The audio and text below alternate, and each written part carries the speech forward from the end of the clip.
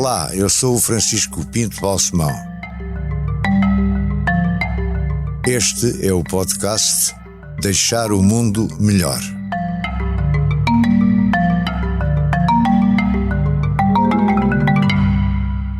Na nossa última conversa, neste podcast Deixar o Mundo Melhor, tínhamos ficado na sua chegada a Nova Iorque e no caminho que percorreu desde aí, e na defesa da causa de Timor, que entanto organizou e conseguiu liderar, mas também da sua própria maneira de ser, das suas próprias vitórias, da sua própria evolução, quer pessoal, quer de opções, etc. É sobre isso que eu hoje gostava, neste segundo episódio do podcast, ouvi-lo. Nova Iorque, estamos em 75, não é? Dezembro de 75. Chego a Nova Iorque, nunca tinha visto neve na vida. Eu, 25 anos, 26 anos de idade.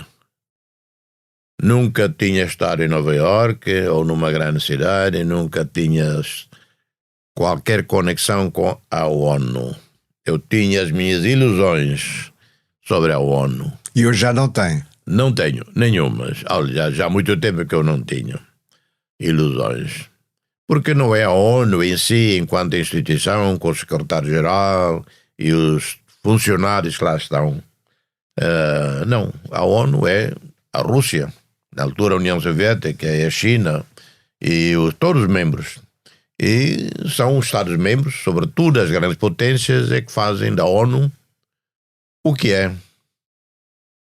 Eficaz quando os grandes se entendem, inoperacional, paralisado quando não se entendem. Cada membro do Conselho de Segurança tem a sua agenda, tem os seus interesses, as suas motivações, convicções, e é assim a ONU hoje está praticamente pior. E sobretudo o Conselho de Segurança está ridicularizado e irrelevante. Lembra-se que fizemos os dois parte de um grupo de conselheiros do presidente, de um senhor que foi presidente da Assembleia Geral da ONU, o Miroslav, e as conclusões a que chegámos num estudo mais aprofundado que fizemos sobre o que é a ONU e o que pode ser a ONU são bastante negativas, não é? Exato. Hoje, lastimavelmente, claro, em algumas áreas, área humanitária, área social, a ONU está onde nenhum país consegue estar. No Iêmen, no Afeganistão, através do World Food Program, através do Unicef, etc, etc. Mas naquela altura a ONU era importante para fazer triunfar a causa timorense. Exato. Eu chego em 75, lido com a ONU até hoje. Já lá vão quase 50 anos em que conheço a ONU intimamente. Mas eu, pessoalmente, fiz o que podia fazer, mas Portugal, aí justiça seja dita, soube estar à altura das suas responsabilidades históricas, mostrou o seu sentido de história, de dignidade de um país. Portugal não pactuou com a invasão, não lavou as mãos, né? Apesar das dificuldades de Portugal mesmo, em 75 até finais de 80, né? Porque havia instabilidade permanente em Portugal, não havia governo, maioria. Aconteceu só em 87 com Cavaco Silva, PSD, ganhou maioria absoluta.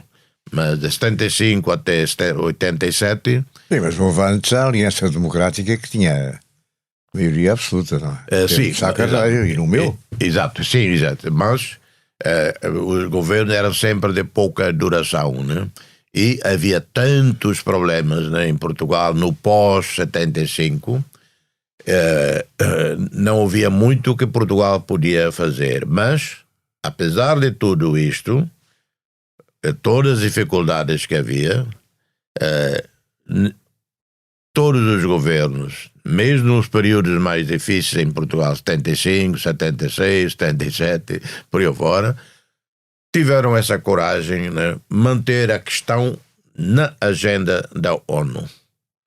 Apesar de total falta de solidariedade dos aliados de Portugal na NATO, na altura não havia União Europeia, mas dos amigos europeus, Estados Unidos era o pior. E nos próprios PALOPs. Exato. Havia Portugal e os PALOPs. Brasil também não alinhava assim automaticamente. Era preciso lobby de Portugal com o Brasil para o Brasil votar a favor. Aí lembro do caro amigo Francisco Pinto Balsemão, primeiro-ministro, chega a Nova Iorque e, como primeiro-ministro, discursa na Assembleia Geral e dedicou uma porção grande do discurso a Timor-Leste. E foi aí, né, que eu melhor o conheci e fiquei encantado, animado e depois... Mas tivemos toda aquela possibilidade de tirar o tema da agenda da Assembleia Geral e de passar para a competência do secretário-geral, que foi muito importante. Isto foi já em 82. Exatamente. E foi uma ideia minha, iniciativa minha, com Fucha Pereira. Sim, que era o meu ministro dos Negócios Estrangeiros. Que na altura eu dizia, se formos a votação numa resolução, perdemos. Então, dadas as relações muito próximas de Portugal com o secretário-geral Javier Pérez de Cuéllar, Javier Pérez de Cuéllar aceitou essa não entrega da questão ao secretário-geral, é de convidar o secretário-geral a fazer esforços no sentido de encontrar uma solução justa e global para a questão de Timor-Leste, mantendo a questão na agenda do dia, da agenda da Assembleia Geral. Cada ano, a Assembleia Geral não discutia a questão, havia um consenso, acordo apenas para agendar para o ano seguinte, A Indonésia não queria agendar para o ano seguinte, mas, dado que o secretário-geral assumiu o compromisso de encontrar uma solução, a Indonésia, por respeito ao secretário-geral, não forçou um voto. Se a Indonésia tivesse forçado um voto, a questão teria saltado da agenda. E assim fomos caminhando. Chegamos... Até que chegámos à independência. Chegamos ao massacre de Santa Cruz, claro, colocou o Timor na manchete do mundo. Infelizmente foi importante. Chegamos a 96, Prémio Nobel da Paz, colocou o Timor na manchete do mundo. Chegamos a 97, crise económica e financeira no Sudeste Asiático, na Indonésia, que levou centenas de milhares de pessoas a manifestar nas ruas e derrubou o regime Suharto. Eu digo uma coisa. Em maio de 95, eu dei uma entrevista à CNN, o programa chamado Diplomatic License. Primeira vez que eu consegui tempo substancial na CNN, mais de 20 minutos, um programa sobre Timor-Leste. Na altura, eu disse, dentro de 2-3 anos, o regime de Suharto vai cair sob o peso de uma crise económica, de má gestão, corrupção. Nessa altura, será mais fácil solucionar o problema Timor-Leste. Isto em maio de 95. Maio de 98, Suharto cai mesmo devido à crise económica e financeira do Sudeste Asiático, que mais do que todos os outros países do Sudeste Asiático abalou a Indonésia. Tal e qual como eu disse. E assim se caminha para a independência. Exato. Com a ajuda do Bill Clinton. Exato. Bill Clinton foi absolutamente central. Quando Bill Clinton foi eleito, logo em 93, ele tomou posse em 92, creio, 93, na resolução da Comissão de Direitos Humanos em Genebra, quando os americanos sempre votavam contra, com Bill Clinton, pela primeira vez, os Estados Unidos votaram a favor da resolução. Aí os indonésios assustaram. Aliás, o Bill Clinton depois foi convidado para a cerimónia da independência, na qual eu também estive, com muita honra. Exato. Eu fiquei surpreendido, no entanto, que a maior ovação daquela noite terá ido para a filha do Suharto. Do Sukarno. Do Sukarno, desculpe. Exato.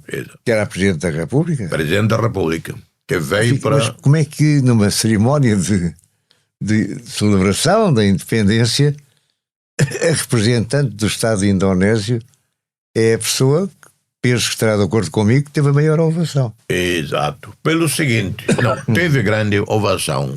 Não diria que teve mais ovação. Mas, sabe, eu era o mestre de cerimónia, né? E, portanto, também dirigia um bocado as ovações. Antes dela chegar, eu com receio de que poderia haver apupos.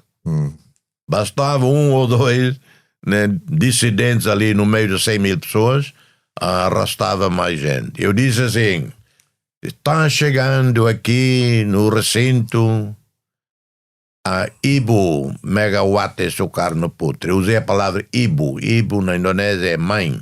Sim. Vamos mostrar a Ibu Sukarno Putri a nossa hospitalidade. Peço respeito e palmas. Ela chega, grandes palmas. O povo viu, né? Porque o povo inteligente viu que ela mostrou coragem e veio para reconhecer a independência de Timor-Leste. Em toda esta cruzada, o Prémio Nobel foi importante. O Prémio Nobel da Paz. Foi importante. Mais importante foi a crise económica na Indonésia, a queda do Suharto, mas importantíssimo o papel de Portugal, uma vez Portugal entrando na União Europeia. Eu digo, o seu país, governantes, eu acompanhei de perto o que Portugal fez. Pequenas histórias, por exemplo. Em Bruxelas, numa reunião qualquer lá do Conselho da Europa, do Conselho de Ministros, Cavaco Silva começou a falar de Timor-Leste. E Cavaco Silva, que parecia um bocado afastado, frio em relação à questão de Timor-Leste. Parecia. Ali me contaram. Cavaco Silva começou a falar e o chanceler Kohl, da Alemanha, muito íntimo de Suharto, interrompeu e disse, aparentemente deu um murro na mesa e já estava farto de ouvir falar de Timor. Cavaco Silva respondeu dizendo, o senhor está cansado, mas o povo de Timor não está e eu também não, e vou continuar. Eu passei a gostar do Cavaco Silva. E não só, houve outras situações em Washington, no Departamento de Estado. O embaixador português entrega o relatório do massacre de Santa Cruz a um Assistant Secretary of State para a Europa e o fulano atira com o relatório para o chão. Sim. Faz isso a um embaixador.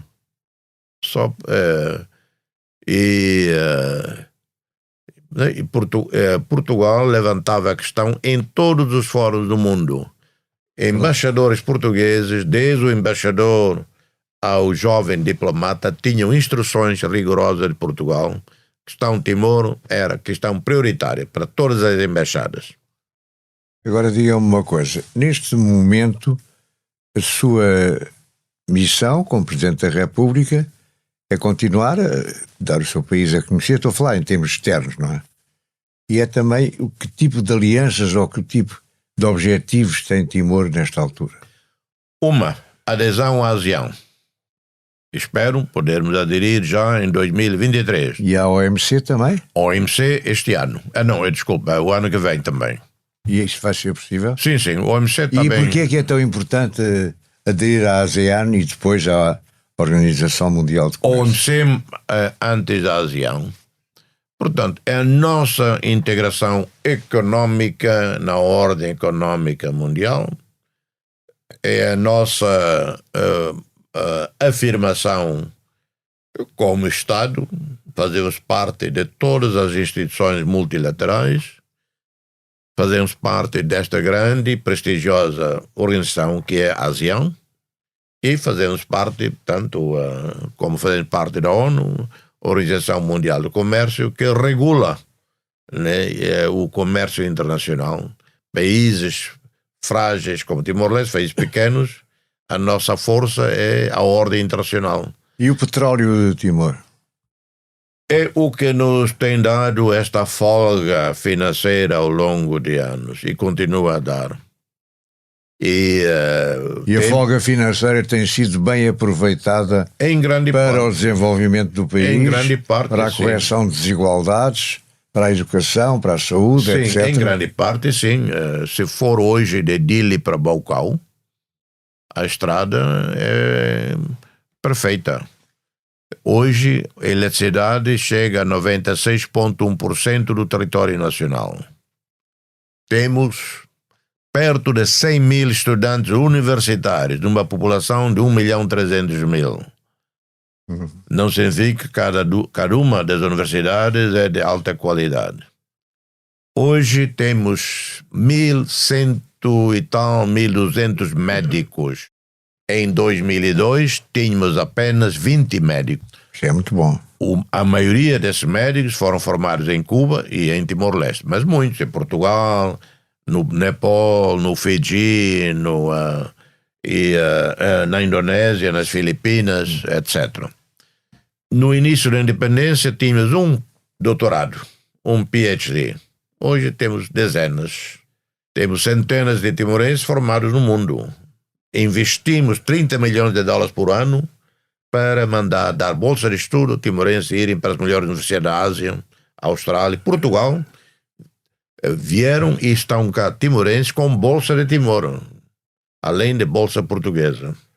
E, claro, muita coisa falhamos, nutrição infantil, demasiada pobreza infantil, demasiada pobreza das mães, não há apoio suficiente na área de nutrição, não temos segurança alimentar, o desenvolvimento da agricultura foi um falhanço. E continuam a vir timorenses para Portugal. Sim, mas sabe, porque portugueses continuam, ainda bem, a sentir Timor-Leste. Tem uma grande estimação. Verdade. Uma grande estima pelos timorenses. Mas a vinda dos timorenses para cá é um fenómeno normal que estão 30 mil timorenses na Inglaterra ao longo desses anos. 30 mil. Manda muito dinheiro para o país. 2 mil timorenses na Coreia do Sul a trabalhar. Agora, creio, 2 mil, 3 mil na Austrália. Vêm para Portugal para obter nacionalidade portuguesa, para poderem ir para a Inglaterra. Alguns querem ficar cá. Sim, estão muitas vezes em trânsito, não é? Em trânsito, a maioria em trânsito. Mas elementos sem escrúpulos no meu país, ditas agências de viagem sem escrúpulos, enganam os jovens, dizem: vocês vão para Portugal, tratam logo do passaporte e têm logo emprego bom, etc. Mas compra o bilhete e essa agência que trata do bilhete, o bilhete, em vez de $1.000 e tal, custa $3.000. E tem que nos dar $5.000 para fazermos o trabalho de encontrar emprego para vocês. Tudo mentira. Pois, claro. São os agiotas que deviam estar todos na prisão durante uns bons anos. Entre os timorenses que vieram para Portugal está o seu companheiro de Nobel, Dom Carlos Ximenes Belo, que ultimamente tem estado sob o alvo dos holofotes, como sabe. Sim. Esteve com ele nesta visita agora? Não tenho, não tive, não sei onde está. E não quis estar? Não. Eventualmente gostaria de conversar. Para os timorenses em Timor-Leste, ele não deixa de ser um herói que salvou muitas vidas, protegeu muitas vezes, muitos jovens protegidos. Mas a questão deixamos para a Santa Sé, para o Dom Ximenes Belo e as vítimas. E as vítimas não querem mais nada a não ser um pedido de desculpa. Quem está cá também neste momento em que conversamos é o Xanana Guzmão. Sim, ele... Tem boa relação com ele? Continua? Ótimas. Sim, foi ele que me insistiu, me empurrou para me candidatar à presidência. E aconselha-se com ele? Sim, aconselho-me com ele. Eu tenho muito respeito por ele. É o verdadeiro pai da nação. Sem Xanana, não estaríamos hoje num Timor independente. Tem muitos amigos em Portugal. Eu? Sim. Tenho imensos. Desde os tempos em que iam para o Expresso, lembra-se? É verdade. Eu, cada vez que eu venho a Portugal ou venho falar consigo, venho sempre com medo. Primeiro, dizem o Pinto Balsemão é muito agarrado ao dinheiro. Sou bom gestor, não? Agarrado, parece que ser um porreta, também. Porque eu, na altura, eu ia lá ao Semanário Expresso, amigos jornalistas lá, que me deixavam utilizar o telefone para eu ligar para a Indonésia, para a Austrália, para tudo o que era sítio. Eu passava horas. Alegando que estava a obter notícias. E era, portanto, não, para realmente... Uma parte era, a outra... Exato, era parte. E depois eu dizia, qualquer dia, o Pinto Balsemão apresenta-me uma conta dos telefones. Também dava para falar para as namoradas, confesso. Não, isso era mais raro. Uma vez... Confesso. Uma vez, não, era uma vez ou outra. Não, era mesmo falar para a Indonésia, para a Austrália, para os Estados Unidos. Mas, sabe, eu usei também telefones ali no Parlamento do Partido Socialista. O João Soares é que lá me levou. Aí também fiz lá muitos telefonemas. Mas para distribuir os encargos para todos os partidos, usei também do PSD, incluindo no Centro Jean Monnet. Eu fui lá usar o fax e telefone no Jean Monnet. E também do PC. O único que não cheguei a usar era do Mário Tomé, da UDP. Então, andou por todos. Exato. Mas o que eu tinha medo era do Pinto Balsemão. Ele para qualquer dia, ele vai me cobrar. Agora diga-me uma outra coisa. Mas o senhor não cobrou até agora, o seu filho... Já prescreveu. O seu filho agora diz não, já prescreveu. Já prescreveu. Deixar o mundo melhor tem o patrocínio da Hyundai. Juntos avançamos para uma mobilidade mais sustentável. Porque o que move a Hyundai hoje é garantir um mundo melhor às gerações de amanhã. Hyundai. Mudamos o futuro. Quando acabar o seu mandato, o que é que pensa fazer? A sua vida familiar, sei que casou, que depois se separou, não é? Não, sabe, eu tenho... as mulheres não gostam de mim. Não tenho esposa, não sou sempre abandonado. E tenho um filho, 2 netos. E dás-se muito com os filhos, com o filho e com os netos? Sim. Claro, não muito, por causa da distância, eu não sei, mas adoro os meninos. Quando fui a Nova Iorque desta vez... Mas eu estou em Nova Iorque? Não, um neto está em Nova Iorque porque a mãe trabalha na ONU. Sim. E então a criança está lá. E o outro? O outro está na Tailândia, porque a primeira esposa do meu filho é uma tailandesa e decidiram ficar lá. E o meu filho teve anos como embaixador em Cuba e agora trabalha no gabinete do ministro Fidélis Magalhães e está à espera de colocação como embaixador, mas isto será a decisão do governo. Sim. E o que é que pensa fazer? Sabe, eu quando o seu mandato acaba, como todos os mandatos, sim, não é? Quando deixei terminei o primeiro mandato, sim, fui para Guiné-Bissau como representante especial do secretário-geral, com o estatuto de Under Secretary General. Fiz uma boa missão na Guiné-Bissau, elogiada por todos. O secretário-geral Ban Ki-moon convidou-me logo a seguir para presidir um grupo chamado Painel Independente de Alto Nível para as Operações de Paz da ONU. Dirigi esse painel durante 2-3 anos. De novo, altamente saudado, quando apresentei o relatório no Conselho de Segurança. Quem que estava lá? Emmanuel Macron, presidente da França. Vice-presidente americano Mike Pence. Theresa May, primeira-ministra da Inglaterra. Lavrov, ministro dos Estrangeiros da Rússia. O ministro dos Estrangeiros chinês. E o primeiro-ministro da Itália, quando a Itália era membro do Conselho de Segurança. Olha, o presidente da Ucrânia, na altura, que a Ucrânia estava no Conselho de Segurança como membro não permanente. E todos elogiaram o trabalho que eu fiz, o relatório que eu fiz, para fazer o quê?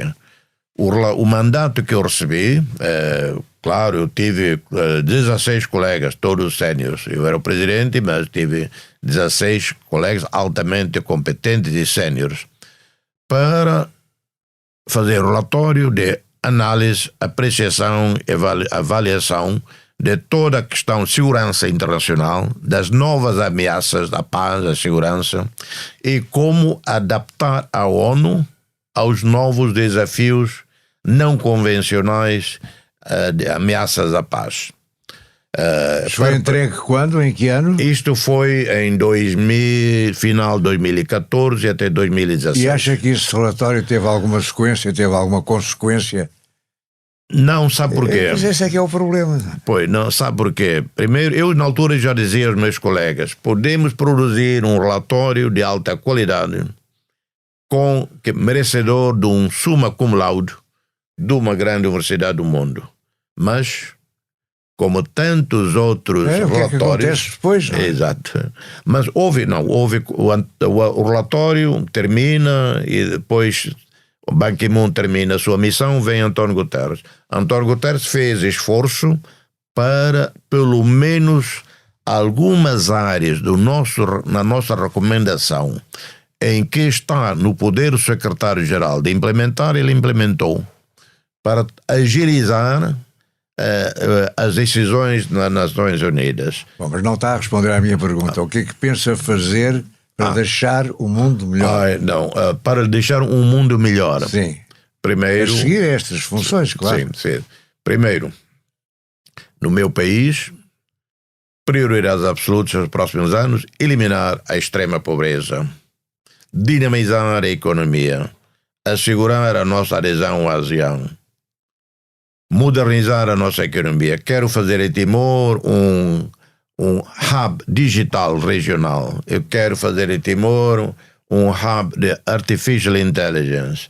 E como Presidente da República tem poderes para isso? Não, advogo. Mobilizo pessoas, investidores. Isso faço. O governo partilha disso. Portanto, quando deixar de ser Presidente da República? Quando deixar de ser Presidente... eu gostaria de fazer o que, se o Xanana me tivesse chamado para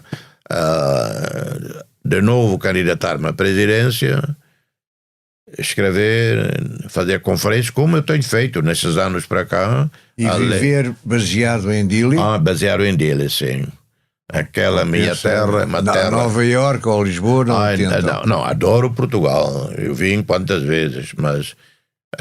a minha alma está... As raízes estão ali. A alma, a raiz está em Timor. E sabe, Deus escolheu 10 países, lugares no mundo, porque Deus não escolhe países, escolhe lugares. 10 lugares no mundo para ele, de vez em quando, ter o seu repouso. Timor-Leste é um dos lugares escolhidos por Deus para seu repouso. Muito bem, acho que é a boa maneira de concluirmos. Deixar o Mundo Melhor é um podcast de Francisco Pinto Balsemão com música original de Luís Tinoco. A sonoplastia de Joana Beleza e João Luís Amorim. O vídeo e a edição de José Seduvim Pinto, Carlos Paes e Ruben Tiago Pereira. Transcrição de Joana Henriques e apoio à edição de Manuela Goxa Soares. Imagem gráfica de Marco Grieco. Produção de Margarida Gil.